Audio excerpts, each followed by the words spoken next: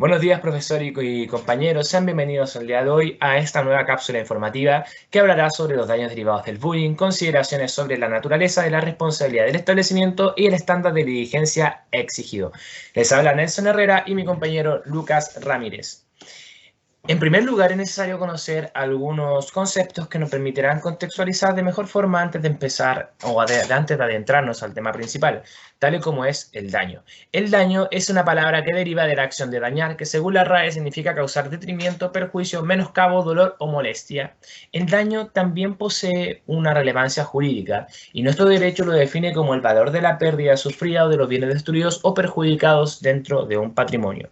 El bullying en Chile o acoso escolar. Este está definido en la Ley 20.566 del 8 de septiembre del año 2011, el cual define acoso escolar como toda acción u omisión constitutiva de agresión u hostigamiento reiterado realizada fuera o dentro del establecimiento educacional por estudiantes que en forma individual o colectiva atenten en contra de otro estudiante, valiéndose para ello de una situación de superioridad o de indefensión del estudiante afectado que provoquen este último maltrato, humillación o fundando un temor de verse expuesto a un mal de carácter más grave, ya sea por medios tecnológicos o cualquier otro medio. Así es como se define el acoso escolar en nuestra legislación y se reflejan los daños que este podría causar. Otro concepto fundamental que debemos conocer es el de la responsabilidad civil. Se define como la obligación de toda persona de pagar por los daños y perjuicios que cause en la persona o el patrimonio de otra. La responsabilidad civil puede tener dos naturalezas: contractual, es decir, que existe un vínculo jurídico, un vínculo contractual, y la extracontractual, que no existe este vínculo y se genera por la simple negligencia o culpa de una parte. Llegó el momento de determinar la naturaleza de la responsabilidad civil del acoso escolar, el cual el bien jurídico protegido es no más otro que la integridad física y psíquica de las personas. Ante el acoso escolar, se podría reconocer los dos tipos de naturaleza de responsabilidad civil. Se puede reconocer tanto la contractual como la extracontractual. Ahora, en este momento, nos vamos a referir sobre lo que sería la naturaleza contractual, la cual es reconocida en el considerando tercero de la sentencia de la Corte Suprema del 22 de noviembre del año 2016, rol número 58.852-2016. En esta sentencia se reconoce la relación contractual entre el establecimiento educacional y los estudiantes, la cual es un vínculo jurídico llamado contrato de prestación de servicios. Este contrato de prestación de servicios es la relación que existe entre ambas partes. Entonces, el daño generado por el acoso escolar vendría a ser producto de un incumplimiento contractual. Esto determinado por el artículo 1546 del Código Civil, el cual nos dice que los contratos deben ejecutarse de buena fe y por consiguiente obligan no solo a lo que en ellos se expresa. ¿Cuál es la obligación que en el contrato de prestación de servicios educacionales se expresa? Prestar el servicio de educación y pagar por la remuneración de este, sino a todas las cosas que emanan precisamente de la naturaleza de la obligación o que por la ley o la costumbre pertenecen a ella. ¿Cuál es la obligación de la naturaleza o el elemento de la naturaleza que se puede extraer del contrato de prestación de servicios educacionales? Es no más que otro que la obligación de proteger y velar por la integridad física y psíquica de los estudiantes mientras estos se encuentren bajo la tutela del establecimiento educacional. El artículo 1679 nos establece que en el hecho o culpa del deudor se comprenden el hecho o culpa de las personas por quienes fuera responsable. Es decir, que la culpa en la cual podría incurrir el establecimiento educacional no solo es por los hechos que ellos pueden ejecutar, sino también por los hechos o la culpa que tuviesen los que estuviesen a su cargo, es decir, los estudiantes. Como se puede ver en los casos de acoso escolar, son los estudiantes los que molestan o los que causan humillación a otros estudiantes. Entonces, el establecimiento educacional es el que debe responder por esta culpa, haciendo así el incumplimiento contractual de la obligación de seguridad de los estudiantes.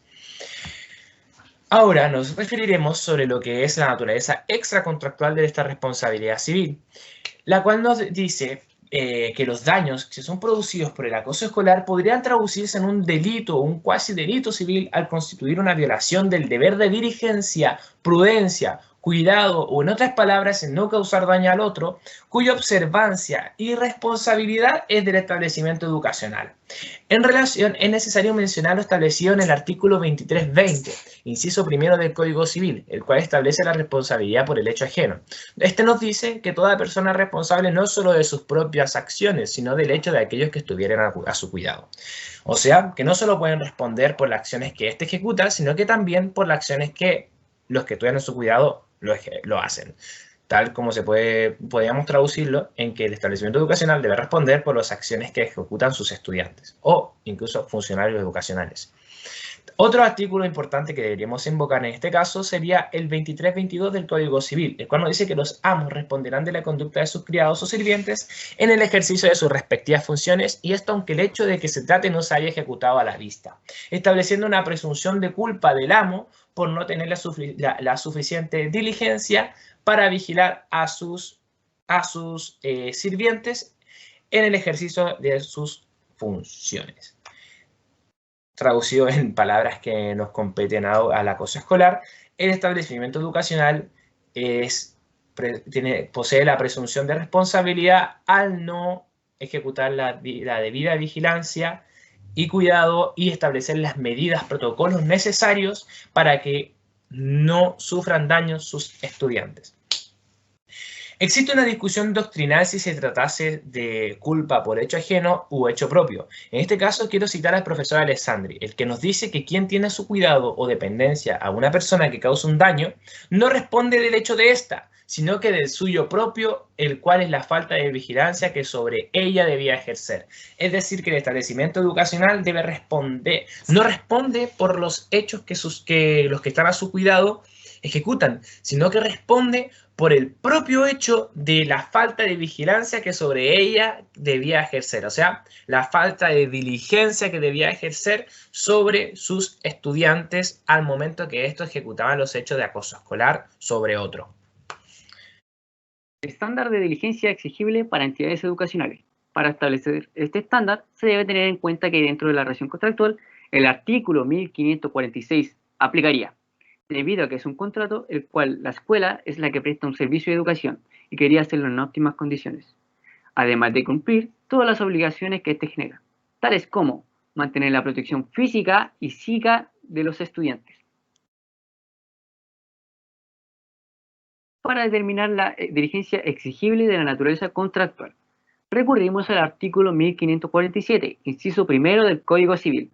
La escuela realiza un contrato con las partes para que eduquen a los menores.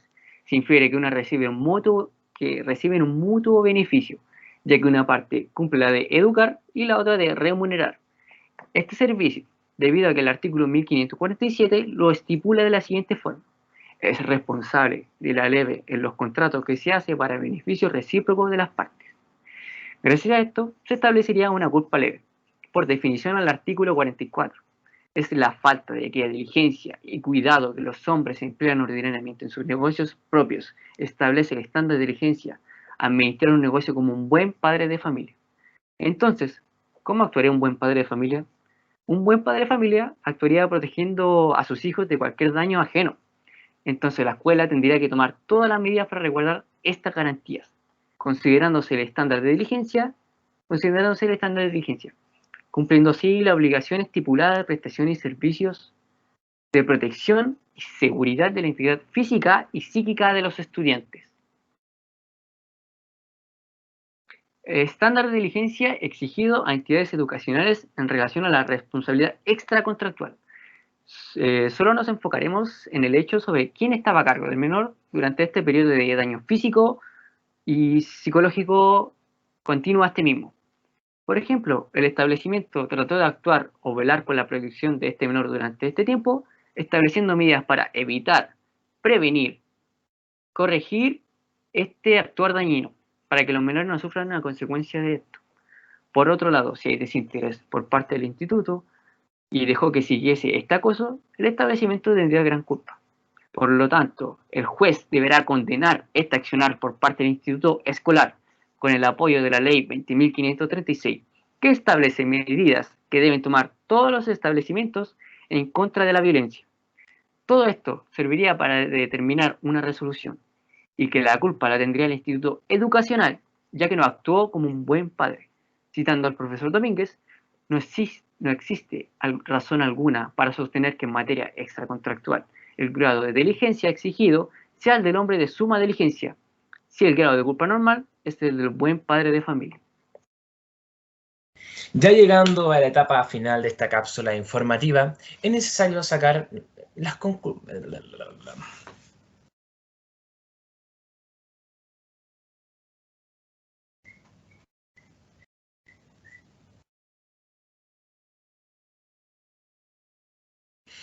Ya llegando al final de esta cápsula informativa, es necesario dar una pausa para conocer algunas conclusiones que podríamos deducir de todo lo que hemos dicho con anterioridad. Como dijimos, tanto la responsabilidad civil contractual como la extracontractual son susceptibles de invocar para buscar la indemnización del daño por el acoso escolar. Por un lado, por el incumplimiento contractual de la obligación del deber, por la obligación del cuidado y protección de la integridad física y psíquica de los estudiantes que podría degenerar del contrato de prestación de servicios, y por el otro, o sea, el extracontractual, al no existir este vínculo jurídico o al no tomarlo en cuenta, sería por el deber de diligencia del establecimiento educacional en el cuidado de quienes estuviesen a su cargo y el de responder por el hecho de no vigilar de forma correcta a sus estudiantes al esto ejecutar acciones de dañar a sus compañeros. Entonces, ambas responsabilidades son susceptibles de invocarse para buscar la indemnización necesaria por el daño causado en el acoso escolar. Esto se denomina teoría de la opción y es reconocida por la Corte Suprema, en la cual le entrega la facultad a la parte demandante de escoger el régimen por el cual quiere buscar la indemnización que le sea más favorable a su parecer. En cuanto a las responsabilidades, a nuestro parecer, no solo existe la responsabilidad del establecimiento educacional, sino que también está la responsabilidad de los padres abusadores. Los padres abusadores tienen un rol fundamental en estos casos al no corregir a sus hijos de la forma correcta o no instruir en los valores necesarios para que estos no causen daño a sus compañeros.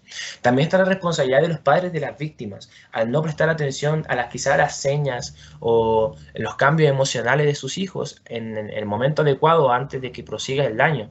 Y también existe una responsabilidad por parte del gobierno, una responsabilidad por parte del Estado y de los legisladores, ya que estos no implementaron las políticas necesarias para aumentar la educación en este ámbito del bullying dentro de las escuelas, generando así una mayor conciencia en los niños para que no incurran en este caso de acoso escolar.